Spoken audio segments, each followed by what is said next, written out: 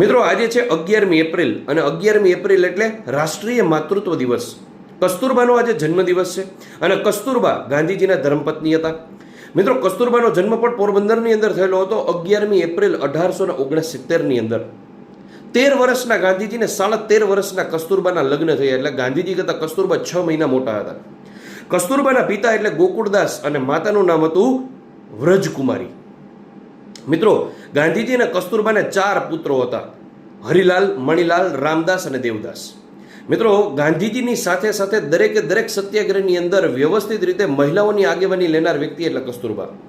કસ્તુરબાના જ્યારે લગ્ન થયા ત્યારે એમને અક્ષર જ્ઞાન ન હતું, જેના કારણે એને જેલની અંદર અક્ષર જ્ઞાન કરાવી, ભણાવી અને એને જો કોઈ નોલેજ આપ્યું હોય તો એ વ્યક્તિ એટલે પૂર્ણિમાબેન પકવાસા, જેને ડાંગના દીદી કહેવામાં આવે છે.